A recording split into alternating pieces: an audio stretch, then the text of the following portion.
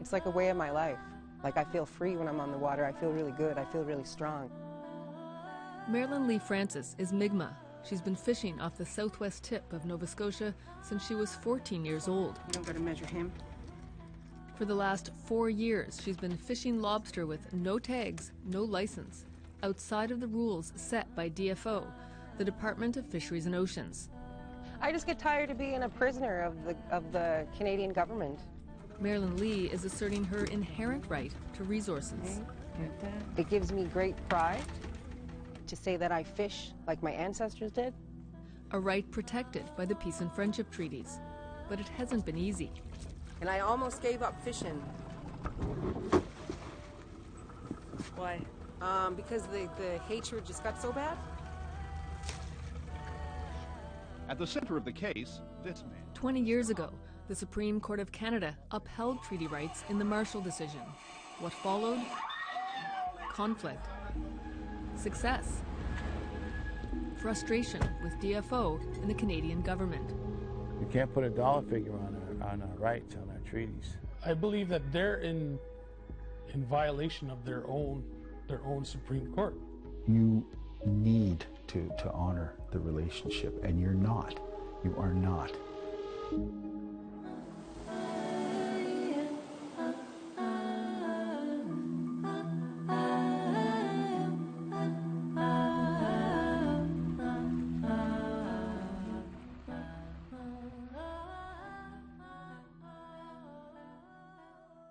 What's now Atlantic Canada is the unceded territory of the Mi'kmaq, Wolastoqiyik, and Pescadimacati peoples.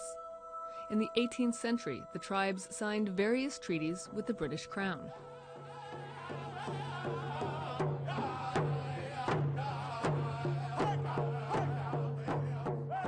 Every year, the Mi'kmaq celebrate the Treaty of 1752. It ensures the right to hunt and fish as usual. Another treaty was signed over the course of 1760 to 61. It ensured the Mi'kmaq and other tribes could barter and trade their goods. In 1993, Donal Marshall Jr. relied on those treaty rights to fish and sell eels. DFO seized his gear and charged him with illegal fishing. Eric Shiley was a young lawyer at the time. Picked up the phone and they said, "It's Donal Marshall Jr. and he wants to talk to you." And I think for Junior, when he was talking to me on the phone that first day, was just desperately trying to say, I just wanted to be fishing here. And once again, however reluctantly, Donald Marshall finds himself a national figure. He just wanted to stay low. He just wanted to stay under the radar. And suddenly here he was, back in the limelight again. Yeah, and I'm trying to live a normal life. Junior, your glass over? Donald Marshall Jr. was already an iconic figure. The Mi'kmaq man was wrongfully convicted of murder and spent 11 years in prison. He was really scarred by his experience being in prison. Junior was a childhood friend, so we grew up together, and we were like brothers. A lot of time he was comical, he was funny. I was sort of the serious guy, but I had a lot of fun with him. Well, I've known him all his life, from the time that he before he was arrested. We went through the whole trial in Sydney and saw the miscarriage of justice and gave you a bad view of the justice system, of the policing system, and just the level of racism that existed at during that period. All those years in jail messed him up, big time. He started fishing after his release from prison. It's hard work to make a few bucks selling eels, and because it gave him the time away and at peace, I think that was the big part of it.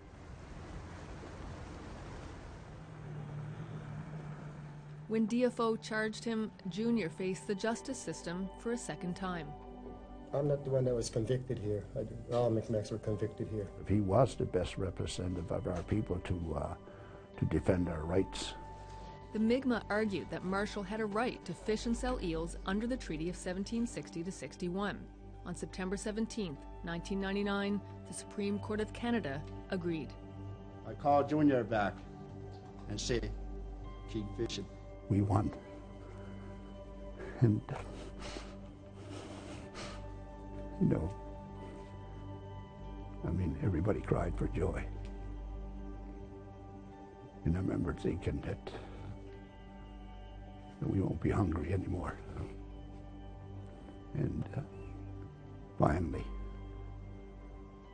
somebody listened to us. They listened to Junior.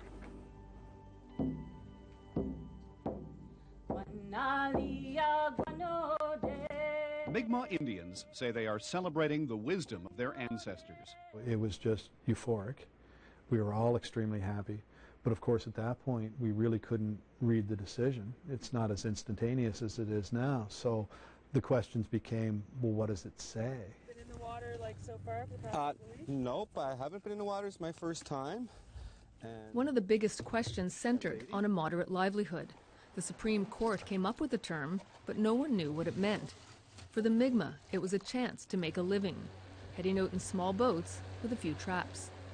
The impact of us doing that is like a grain of sand on the beach, really, in significance.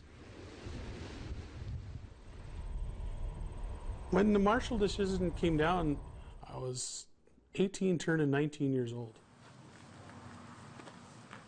Today, Curtis Bartebogue harvests lobster in the commercial fishery. He lives in the Esconobidich First Nation, also called Burnt Church. Conflict erupted here in the wake of the Marshall decision. That direction where the Seagull is, that's where the ramming took place.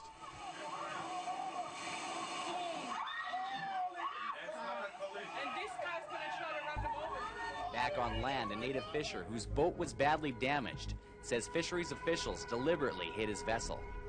The Burnt Church crisis, also called the Lobster Wars. There were so many boats that when they came on a raid, it almost looked like an invasion from the military. John Paul was working for the federal government in Ottawa when the decision came down. I was getting access to the actual strategy was emerging from the government.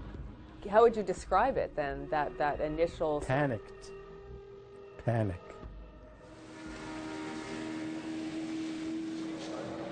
You going to charge me? Yes, sir. You have violated the Supreme Court Marshall decision. Frustrating, but it's something that we've been dealing with for the past 500 years, so. And at one point, one of the boats owned by the Rangers was hit by a CFO boat.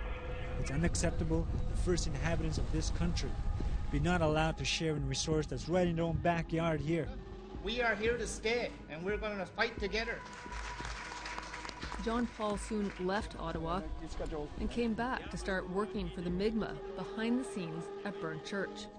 I remember I was on the phone at 1 o'clock in the morning talking to Chief Wilbur and talking to Wayne Waters, the Deputy Minister of Fisheries, basically about whether the RCMP and them were going to invade Burnt Church the next morning at dawn. I said, Wayne, I don't care who you got to talk to.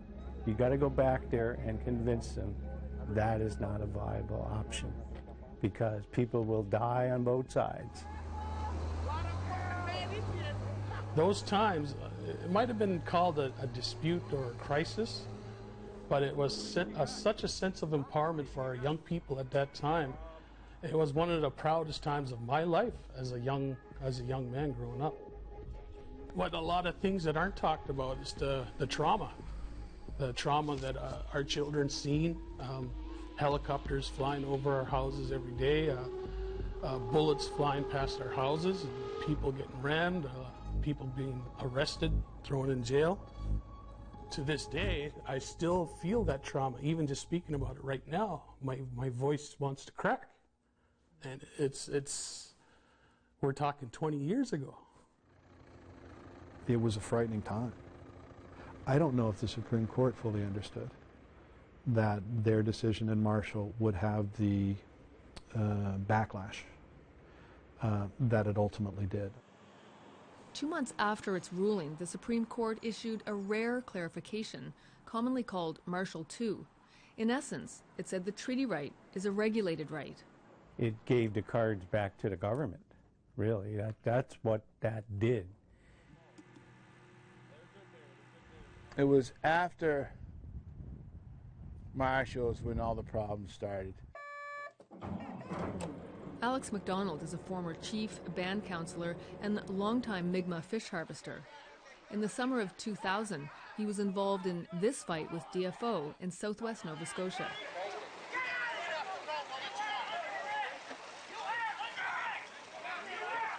Go, go, go! Even though we won the right for a moderate livelihood, it was just a big fight for the longest time after that. I think the biggest issue that, as I look back and reflect upon it, was not whether or not Canada or Fisheries Notions was prepared for a decision, but that the decision came with very little guidance from the Supreme Court as to how to implement that. DFO's solution was to negotiate fishing deals with Mi'kmaq and Wolastoqiyik First Nations. There's a good market. $600 million for training, licenses, gear, and boats. Signing these agreements, yes, there's a beneficial for economic gain, but it takes us outside of our authority to implement our own treaty right. The agreement makes you agree to the regime, which is the Fishery Act and the regulatory regime, and the power of the minister over that regime. That's what you give up. In 2019, fisheries is a big economic driver for First Nations in the Atlantic region, but the deals never addressed treaty rights.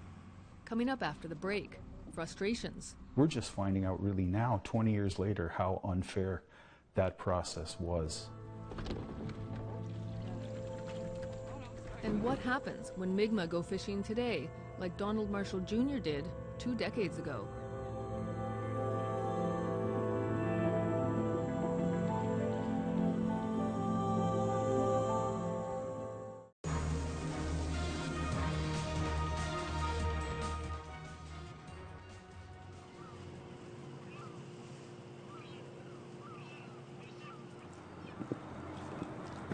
Hi, I'm Marilyn Lee.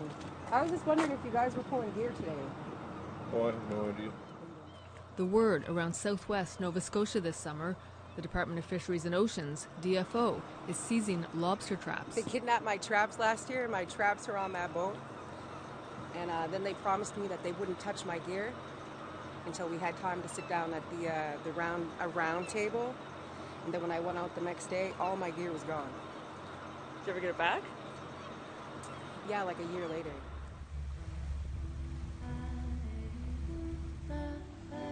For the last 4 years, Marilyn Lee Francis has fished, no license, no tags, asserting her inherent right as a Mi'kmaq woman. Everybody thinks I'm making all this money. I'm not. They think I'm taking all the lobster away. I'm not. How many traps do you have? 8. And I was worried. That's why I'm out here, because I thought DFO was going to take them. Marilyn Lee's traps are safe for now, but 45 kilometers down the shore, DFO officers are loading traps seized from St. Mary's Bay. The only traps DFO allows in the water this time of year are ones tagged for the food fishery. That lobster can only be used for food, social, or ceremonial purposes. It can't be sold.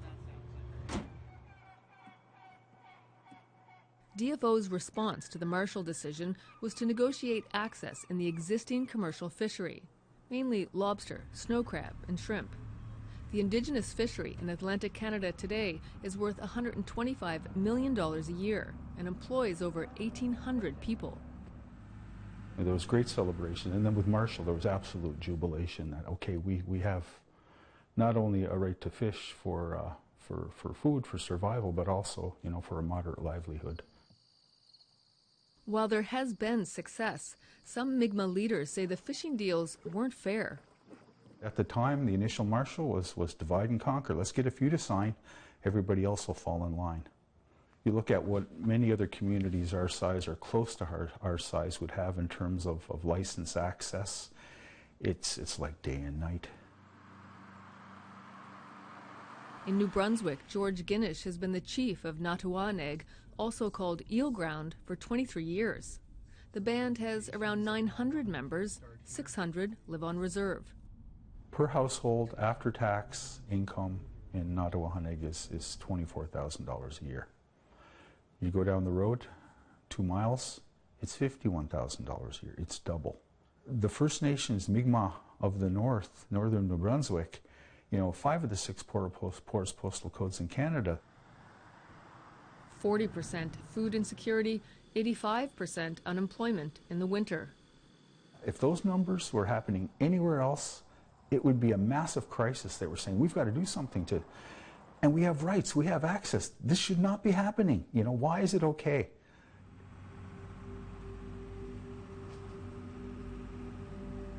It's an early start to a long day for Eel Ground's captain Tim Simon and his crew. They're out fishing one of the band's 6 lobster licenses.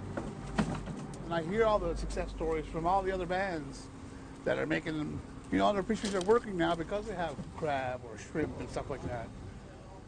And they're able to invest in their fishery.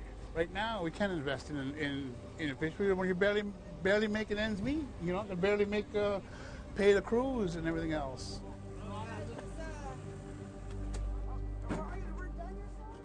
I think Marshall really kind of failed Eel Ground.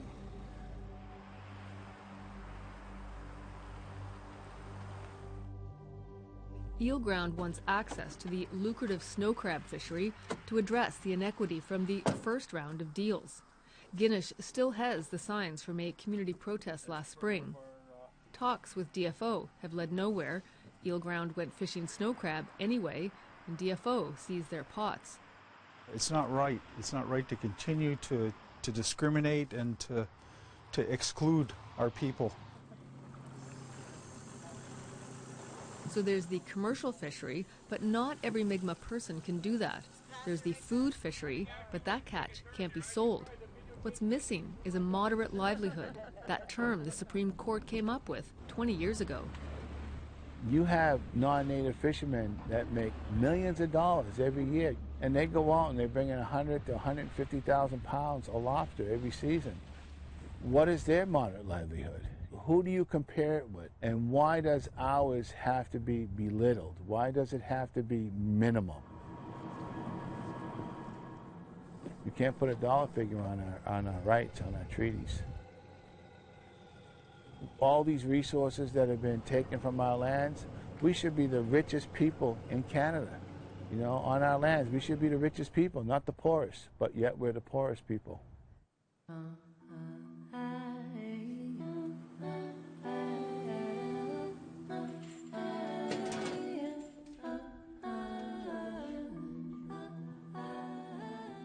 I mean, the big thing was that our people were going to have a moderate livelihood. That's not happening.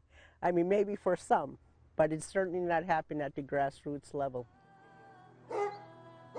It's hard to live from welfare check to welfare check when you only get $148. I love my daughter. I'm so proud of her. I really am. She's fishing as our ancestors did. When you're hungry, you go and you fish, right? All she's doing is trying to survive in this world and trying to keep our inherent rights alive. I really respect Donal Marshall's decision. I do, but I'm not Donald Marshall. Donal Marshall did not give me my inherent right. The government did not give me my inherent right. My parents did. That's who gave me my inherent right. Treaty 1752, Marilyn Francis. A rights-based fishery. Many call it a livelihood fishery. More Mi'kmaq are doing it. DFO has no rules for it. I spoke with the DFO officers. They say they've passed in numerous applications to have me charged, but they all get denied. They threaten it all the time. They've set up hidden sting operations. I've sold lobsters to DFO officers. Marilyn Lee wants to get charged. She wants a chance to fight for her rights in court. Alex MacDonald was charged in 2015. The judge at the time was trying to say, oh, no, this has nothing to do with treaties. This is a regulatory thing. I said, and under whose government's regulating it? We didn't give in. I mean, we've been fighting this for 500 years. Why should we give in on a couple of years, right, of going to court? The Crown dropped the charges, and now MacDonald is suing DFO for infringing on his treaty rights. Because 20 years after Donal Marshall Jr. won his fight for treaty rights, why is anyone getting charged for fishing the same way he did? You've got the highest court in the land saying this is the law, and it's been 20 years. It's been 20 years. And I really wish that we would have a federal and provincial government that would stand up and recognize, you know, their legal obligation, that would be honorable. You know, honor of the Crown hasn't been visible for quite a while. Canada began a new round of fishing negotiations in 2017. Kevin Anderson is a senior advisor on Indigenous relations for DFO. From my perspective, the implementation has been ongoing since the initial Marshall response. And the new process, the rights reconciliation process, is that mechanism to provide that fine-tuning, if you will, of identifying the actual specific interest around the implementation of a pursuit of a moderate livelihood. The Nova Scotia chiefs rejected DFO's new fishing deal. The Mi'kmaq want to be the architects of what a moderate livelihood looks like. We have to have rules, and this is what we do, but it doesn't have to be the Fisheries Act. What we would like to come up with is a Mi'kmaq Fisheries Act. For Marilyn Lee, it's about more than fishing. It's about creating a better life.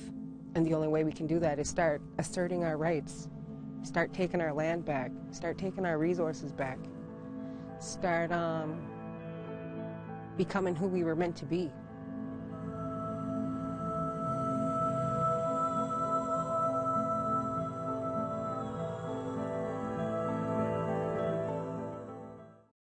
Join us next week for Living Treaties Part 2. The conflict takes an emotional toll. I almost quit fishing. You can only handle so much hate. DFO has a new fishing deal on the table. It does recognize that the right exists, which I think is a major move for Canada. It doesn't make sense that I would recognize your right and then quiet your right.